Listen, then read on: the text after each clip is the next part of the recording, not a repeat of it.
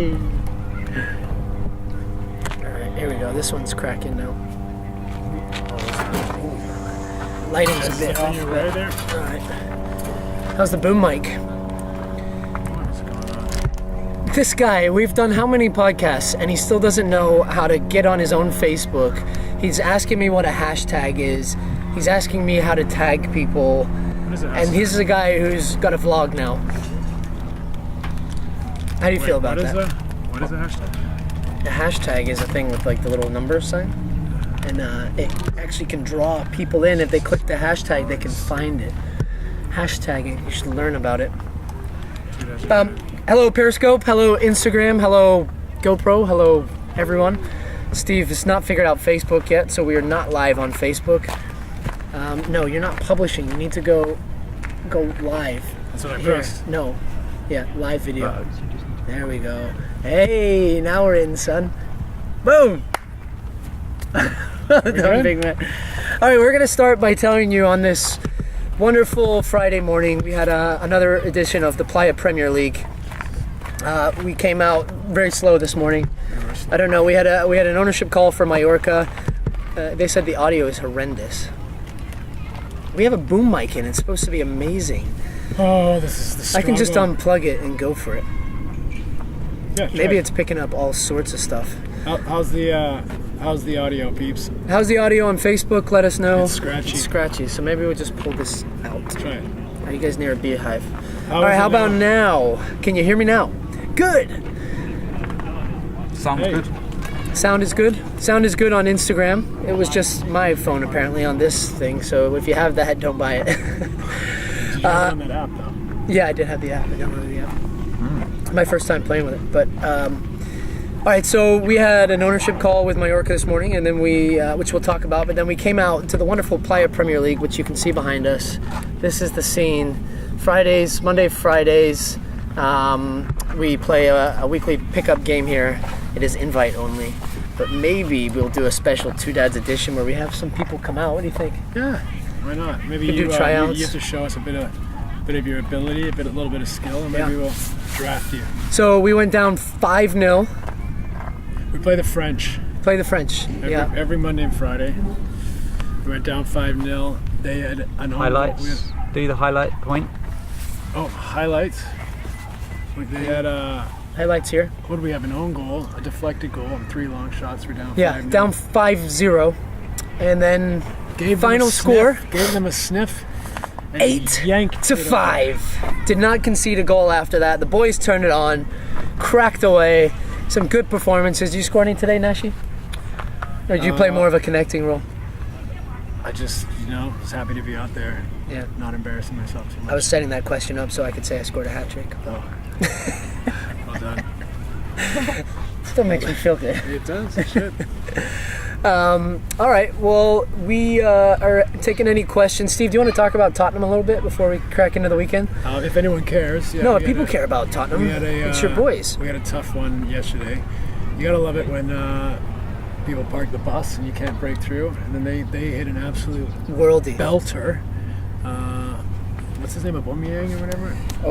Obiang, I think. Obiang. And then my boy Sonny. The guy's unheralded. He is. He Isn't doesn't he? get the credit. He's hit an absolute laser to tie the score. He's been really, really important for us. And but it was funny looking at the the halftime stats. It was like, I don't know, 18 shots on goal to 0, 72% of the ball. They just can't get one. Second half, the game ends 1-1, and I think we had like 27 chances to their 1. And ended 1-1. And it 1-1. But still feel pretty good about your chances at the moment, finishing top 4. We got through a heavy Christmas period. We obviously have to keep Arsenal behind us and catch up to Liverpool, but I feel like we're not flying right now. We're doing well. We're getting some results, but I think we'll catch some speed. We get a little bit more health back, but then it gets tricky because you got Champions League coming up. So what's your take on? This is just not specific to the Premier. Well, initially specific to the Premier League, but overuse of athletes and cramming. We've talked about it a little bit on the pod before of recovery, amount of games, workload, all these different things. In basketball, you play a much more condensed schedule.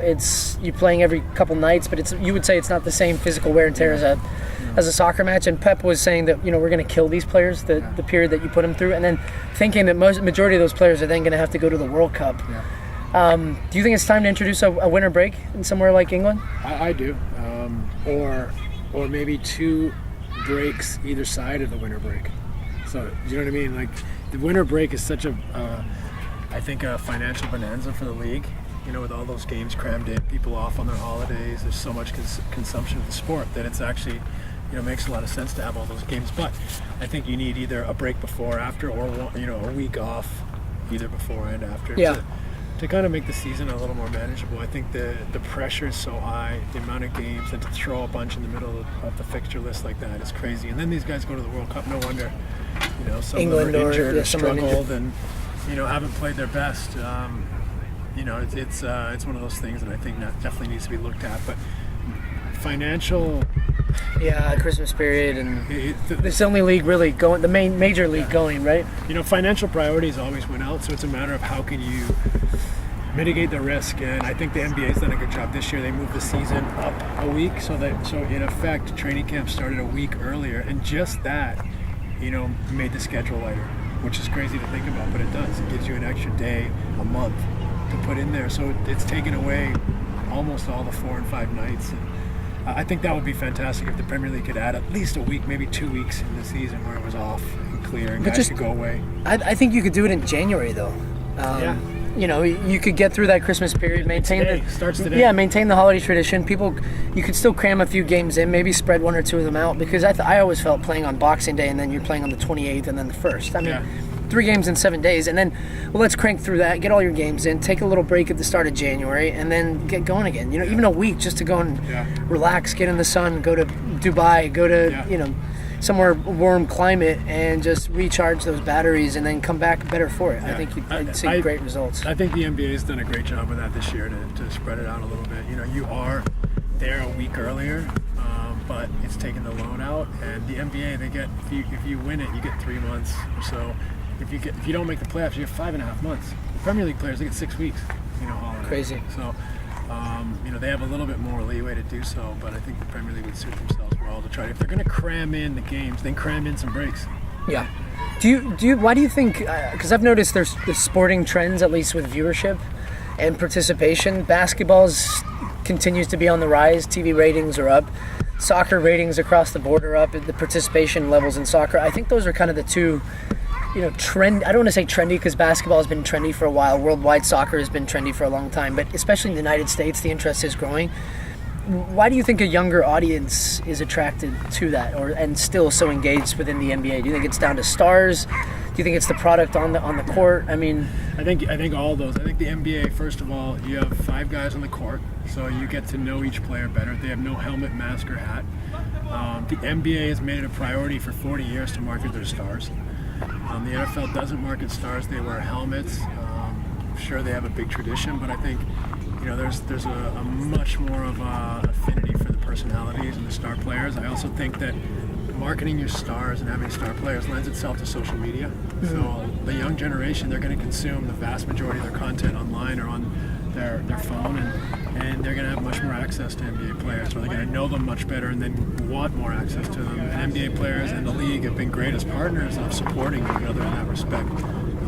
I think from the beginning of this, the NBA, Instagram and Twitter has been outstanding, been a leader. So, they've definitely done a lot to support each franchise. So there's a real social network just with the NBA that I think is outstanding.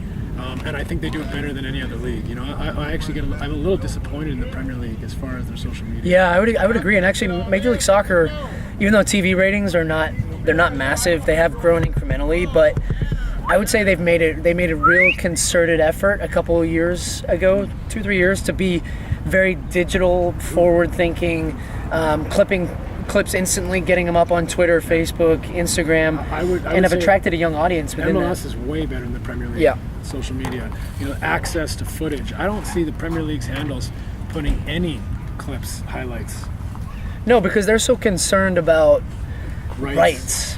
I think that's such a myopic view, and I think Did you sleep on your dictionary last night? Myopic. He's using my jokes now. He's stealing my jokes. How about that? You're a joke. Let me have a definition, please, of myopic. How about that? I've used it this morning twice, and he's jumped in and stole it. No, was it on camera? Absolutely not. It was. It's just in the bank. I think of Kyle Martino. The Martino But special. anyways, but like it's short-sighted to think. Myopic, short-sighted to think that you've got like, oh, I'm worried about rights partnership deals and licensing. So I've sold this to Asia, I've sold this to North America, and I don't, it should be in every deal. Like, if you've bought the rights, we can put it on social, and it can be anywhere. Yeah. So if you follow NBA.com in China, Asia, you're getting the clips, right? Whereas if you follow, well, because all that stuff's geo-blocked, right? Exactly. Well, if it's geo-blocked or not, like you're marketing your sport. Yeah. Like if you're showing clips, that is marketing, promoting your sport. Now, someone should just be in the deal that regionally that goes if you've bought the rights. But now, I'm not saying anyone can take the rights to use them, but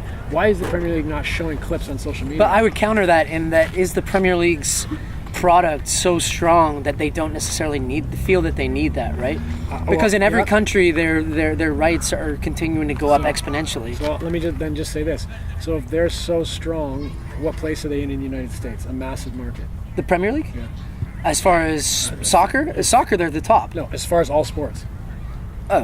Way below NBA, Exactly. NFL, So if the Premier etc. League in North America is trying to get some market, cap from the NBA, NFL, they should have those clips flying off the shelf. So how do you feel then if you're NBC and you've paid $600 million for the rights and the Premier League shooting them out from their account? Do you think that would grow your product and your brand and pull people back? Should be throwing it out. Well, they are, aren't they? NBC are putting clips up on Twitter. I don't think they exploit it enough, Yeah. and they should. And the Premier League should be a partner with them in doing that. The Yeah. Premier League should be putting out clips and tagging NBC Sports. NBC should be putting out clips and tagging Premier League. They should be doing joint social media campaigns. I agree with that. I think there should be exponentially more Premier League clips in North America on social media. I just think there's so much they're leaving on the table, especially considering most people. You're going to see way more clips on social media than you're going to see on TV. Well, that's why. Shows like SportsCenter and highlight shows, old school highlight shows that I used to watch growing up, put the TV on, let SportsCenter loop through 6-7 times, I'd see the same goals. Now I get my highlights on my phone. I watched my favorite goal. If you texted me about the Harry Kane ball to Dele Alli the other day, sent me the clip on Twitter, I watch it on Twitter. I don't need to go and seek that out online or watch it on TV. But it bugs me later, that right? I have to find it on someone who's filmed it off their phone. Yeah, you're right. On It's TV, an illegal like clip. NBC Sports and the Premier League should be putting that out. And that person can get done for that, for putting those clips up. Right. They can get, because it's illegal. At least they can tell you to take it down. But I would What are think, some of the people saying here in the comments? Premier League is lame because the champion is already decided. We're not getting our comments on this one. But I think that what people don't understand about the Premier League is that the top four is There's a fantastic competition, and the bottom three is a fantastic competition. And I think in the UK and in the rest of the world, people are just as keen on who's going to finish in the top four and who's going to finish in the bottom three as they are who's going to be the So is champion. that your argument towards promotion relegation in the United States? I don't know that we need it or want it here. I think it would be great, but we have a model that you can't just throw away, right? So how do you reconcile the two? I'm not sure, but I think that if you're going to be a fan of the Premier League, you got to understand and appreciate there's different races, and it's not all just like who's the champion. It's because everyone has different budgets, everyone has different payrolls, everyone has different stories, and I think that's what makes the Premier League in part so great, is that there are such a flux of franchises and stories and payrolls and backgrounds and histories of these little towns and clubs or these big institutions. Which is, I remember, to that point, I remember when Arsenal beat Newcastle one season on the last day to finish fourth in the Premier League, and they were celebrating on the pitch, and they were heavily criticized in the press because they're saying, look at Arsenal Football Club, a club that should be competing for the title, we're celebrating finishing fourth, when in reality that's the same as finishing second or third, right? There is a financial incentive for finishing each place higher in the Premier League, but you still qualify for the Champions League, which makes that race interesting, right? I think that race is going to be more interesting than the title race, which seems to be going to Manchester, the blue side, but then you still have Liverpool, Tottenham, Manchester United, and Arsenal fighting for those next three places, right? And that's going to be a tight race. I was saying to you, how do you feel about Spurs finishing top four? Because that is a thing, huge, because of the different races that are going on. I have zero problem with Arsenal celebrating a top four finish on the last day. That is massive. Yeah. first of all, your financial windfall. Second of all, your ability to sign and keep players in the summer. Like, it is massive. And most importantly, we're human beings. Like, the pressure to finish fourth is so big, and if you're preparing and focusing to hang on and get in that fourth spot, you deserve a celebration if you get on the last day. Yeah, agreed. So people saying, like, you can't celebrate, we're human, what are we supposed to, like, constantly be, like, so self-aware that, hold on, guys, we can't celebrate because we didn't win the championship. Like, there's a million things to celebrate in life. It's not always, like, championship or nothing. So there's reward in a million things. There's a reward in losing well. There's a reward in handling failure well. There's a reward in handling success, and I think sometimes people should be allowed to celebrate life, let alone their successes. Which leads me to, if you haven't subscribed to Steve's vlog yet, he has a vlog on YouTube. Oh, plug. But you just had your second episode, which was talking about your championship ring, which you received from the Golden State Warriors, and kind of your mixed feelings of that, right? So you've just essentially argued that, to enjoy that success, which you did, I think, settle on, but it was tough for you to accept because as a player you didn't win one and a championship ring, and then you get one as a consultant for the Warriors, a team that you feel very part of and you were proud of, but still, like, felt a little bit salty, right? Yeah. I mean, salty. Like, not winning a championship will always sting. Yeah. Doesn't mean that I can't celebrate other things. Doesn't mean that I don't find reward in my career. You have both. You have the losses that hurt and sting, the inability to become a champion and or have a team that could get to that level is going to always sting a little bit. Having said that, what an incredible career. I got to play professional basketball for 18 years. I got to play on some great teams that I really enjoyed. And so there's plenty of reward and plenty of enjoyment and also plenty of, like, wins. Yeah. Well, it's interesting because, not to rub it in, but 2 championships with the Dynamo. But I will say in 2006 I came on as a substitute in extra time. I did take a penalty. Then in 2007 I came on as a sub again and played 30, 40 minutes. But I never had that championship with the Dynamo where I felt like, because I took essentially... You were integral. Yeah, where I became the next year, Dwayne Rosario moved on and I became an integral part of that team. That was the year that, I made the All-Star team and all that stuff. But I didn't win a championship that year. So I never felt like, looking back, I'm incredibly proud of those championships and happy to have that on... Oates is shining this right in my face. Oh my gosh. That is amazing. Little fella. I wouldn't say that I look at that and say that was my championship. Right. Oh my gosh! I mean, I'm blinding here. No, I look. And that's just I think that's the competitive nature you carry too. It's team sports, right? Like, yeah. I wasn't good enough in the moment to ever get to the top, and I have to accept that. Our teams collectively share in that responsibility. At the same time, one team wins it, and like sometimes either you're not good enough or you don't get the bounces when maybe you are good enough, and that's what makes it so great. I was one of the guys that didn't get one. That's why it means something to win one. Yeah. And that's why I salute everyone who has, regardless of the circumstances. Like, you got to the top, you finished the season on a win, congratulations, and that's why it's so important and valuable, because not everyone can. I happen to be one of those guys that didn't, and I accept that, and that will sting, and I'll also enjoy that. That's what sport's all about. You don't all get a trophy. And do you think that's in part why there was such a backlash towards a guy like Kevin Durant, who gets close a couple times with OKC, and then he joins the Warriors and makes this super team, and then they do win, right? Sure. I mean, which I don't fault the guy, because he, fantastic player, prideful in his craft. You know him a lot closer than I do, and then he gets his championship ring by being part of a great team, was the right? MVP was the MVP in the finals. So it's not like you can't say he bought a title, right? Because he still was a part of a team that won it. I get it. Fans are passionate. They had a 7-game series against the Warriors the year before, which a Klay Thompson, monster game saved the Warriors season. They go on to win it. He joined that team a year later. It's not black and white though. Like, Kevin, I think, was looking for a new situation, a new start. So it's not even I don't even know that it was a basketball decision for him as much as it was an opportunity to change his life and do something different and challenge himself. But I get why fans get mad. That's what makes sports great too. Yeah. I mean, look at all the fans that, like in LA, that gave me a hard time. I still don't understand why. Like, they think that I signed here knowing I was done. Like, I made the All-Star game the year before. I signed with the Lakers with every intention to be a champion and to light it up here. My second game here, I broke my knee, and I never recovered. My nerves to this day. If I rest my knee against the car door or the console, I feel tingling. I feel the nerves all up and down my body.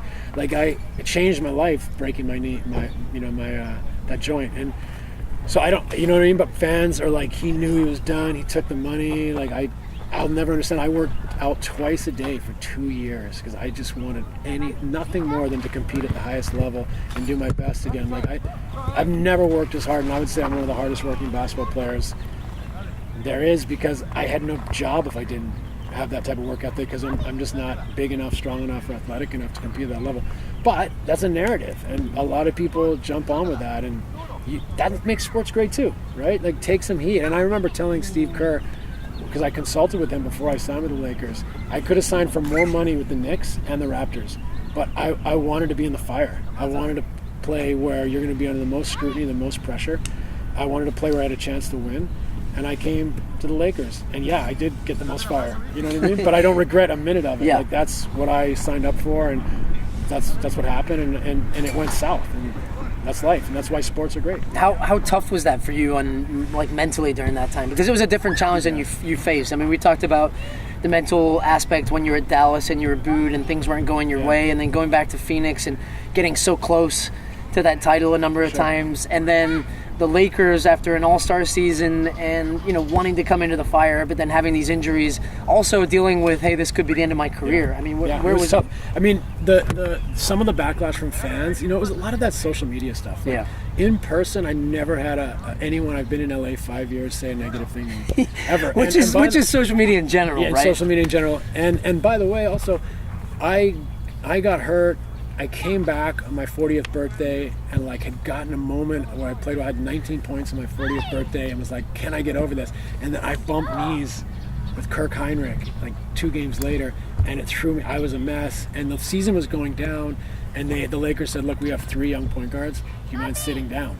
And I said, okay, we're going into the lottery. Of course, I'll do whatever you want me to do. But I kept working out every single day, and then they all got hurt. And a month later, 5 weeks later, I hadn't played basketball, but I was training every day, shooting, lifting. Mike D'Antoni's like, you want to play? I almost ripped his arm off. Yeah. So he puts me back out there. I play. I came off the bench for the first time since I was probably 23, 24 years old.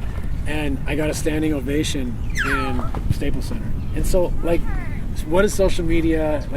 How much of that is an exponentially kind of overplayed voice, and how much of it is reality? And so, you got to take things with a grain of salt. And my point, going back to your question, is that stuff was all one part of the puzzle, and it was one little compartmentalized part of the puzzle. The big picture of what I was fighting was with myself to deal with, my life, my career, my health, and those small moments that I was trying to save that I had left in my career.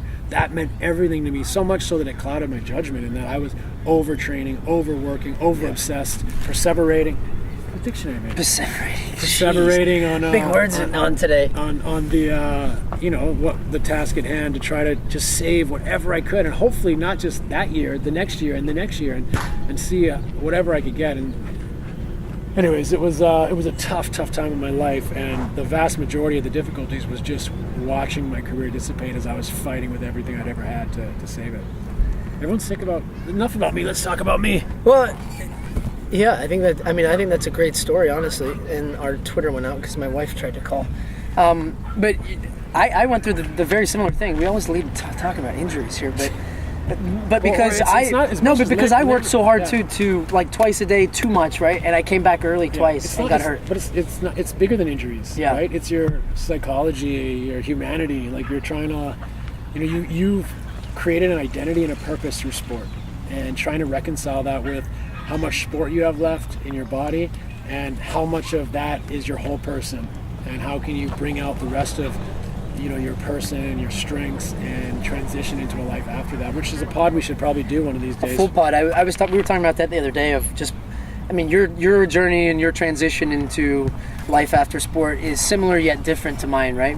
Every athlete goes through it in a different way. And you seem to be in a place, where you found balance, and Took a while. happiness between both, and it does take a while because you like you said, that's been your identity since you were at Santa Clara playing basketball and going to school, and your goal of being a professional athlete. Then you are a professional athlete for 20 years. You know? Absolutely. That's at least a half pod. Full pod, I think. Yours is full. A pod half full. Full wad. Yeah, and the next one we're gonna do a spelling bee with your dictionary that you carry Don't ask around me in to your spell back these pocket. words that I pulled out. Slept on a joke book as well. Jesus. Just like your dad. So let's take a few questions. Let's engage our audience here. Other than people saying, you are a legend, man. Your video is off camber. Can you define that for 500, please? All right, we're taking questions here. What made your hesitation dribble to the left so successful? Well, if you follow another one of Steve's give and go contents, I'm his publicist here. You can check it out on his YouTube channel at Steve Nash on YouTube. And you know what? If you're enjoying our content here, which apparently few people do, follow us on @2dadsunited on Instagram, Twitter, Facebook, and YouTube.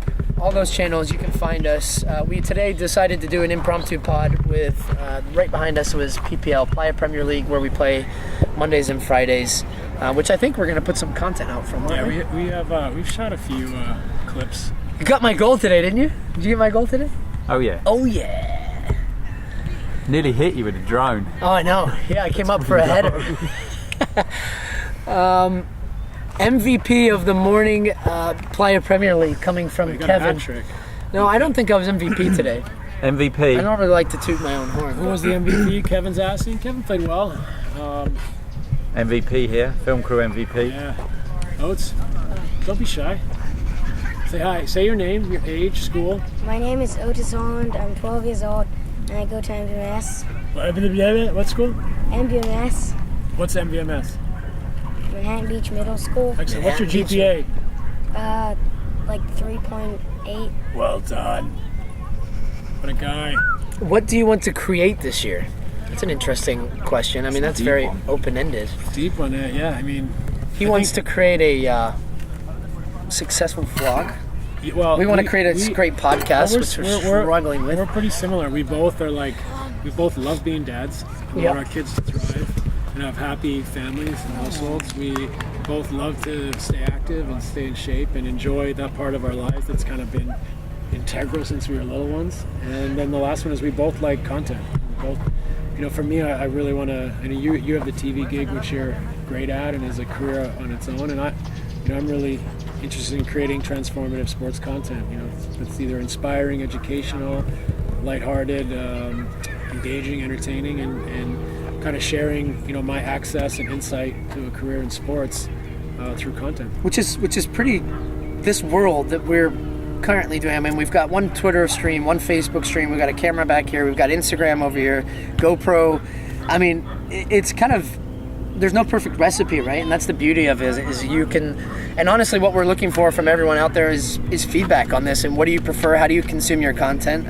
We put out. I'm sure, as you've seen, if there's anything insightful that we say, which is rare, we put out those clips on social media. We have good banter with it. We have a laugh. Steve has his dictionary that he studies before we go on the podcast. I tend to think I'm funny, which I'm incredibly dry and boring. And I don't know. I mean, I don't even know where I'm going with this. No, I'm already bored. We would love to know. What are the areas that you'd like us to discuss? What also would you like us to do more?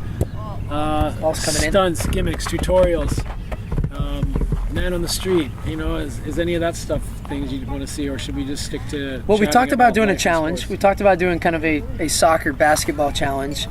You don't play much basketball, or effectively any basketball anymore, other than when you're with the Warriors. So I kind of want to show off my jump shot to you. Maybe get a few. I might be the next give and go. Player. I've already learned. You got to get deep to accelerate and get the momentum, that push off. Show us that again. Then the one leg push off to the left dribble, a little hesitation. I always struggle. I mean, I was a creator in basketball. I was a hustler up and down the court, bit of an assist man. But if they they realize that they just start to leave me open from the 3-point line, daring me to shoot because they know it would come clanging off the back of the rim. No, not really. I wasn't a great shooter. Stu, will you play in the Charity Shield this year? think it's a I am must. hoping to. I am hoping to because I'm gonna unfortunately have to miss. If Kara showdown. we got to get Kara and Well, Kara's Kenna. dying for a trip to New York, so There we go. anytime. And actually, I realized. Remember that the Life Rolls On charity event we Yeah. went to? I won on the auction a trip to New York and tickets to a Yankees game and a hotel stay for 3 nights. So It's end of April, so if you go to stevenash.org/shield. I mean, I was planning on staying in our apartment, but I didn't know I'd sign the. it's 2 dads. I'm on the lease now. I didn't know I'd sign the deed over to you, but to dad's apartment. But you guys can stay with us, and we have so the charity shield basically, like, if you go to stevenash.org/shield, sign up. 27th and 28th in New York. The match is on the 28th. It's a 5-a-side tournament where you get ranked ABCDE player. Every team has an ABCDE player on their team. What would you? And basically play off. Well, I actually was an A last year, but that's maybe because we didn't have enough A's out there. So then you pick the ABCDEs. So I didn't do it, but Jeff Mateo played in the Yeah. MLS, and Derek Kiernan, who owns the pub that I invested in within the Gem Saloon in New York. They ranked the players. They know most of the people in New York. Everyone had to put a little bio in. Ranked them. My team won. So it was fixed. Yeah, well, This guy actually said he played in it last year, and he said it was awesome. And make sure you all go and sign up. So Good. Yeah, it is stevenash.org. Get over you there. want to play. Come to New York City. You can sign up early and play. It's a lot of And fun. the benefit it benefits your foundation, which is serving underprivileged communities with and education, underserved kids. Education, healthcare. We're working on child abuse prevention platforms. Now we're working on a long-term play of using sport to educate, motivate children. So lots Cool, of man. good stuff we're doing. Proud of you, here. pal. Thanks, buddy. You too. This guy. Should we talk about you now? No. Kick in for Houston. Kicking for Houston's in the past. Oh, this is fantastic. I'm putting the highlights out again next week. How about you talk about the president, President of U.S. Soccer. Carl Martino? We're getting a lot of questions actually about the U.S. Soccer presidency. Welcome to Wicho Ma, who's our first day on Periscope, who's joining us on our stream. The U.S. Soccer presidency, it's a month until the election, which I will disclose I'm a voting member as part of the Athletes Are Council. you allowed to back someone? Pardon? Are you allowed to back someone then?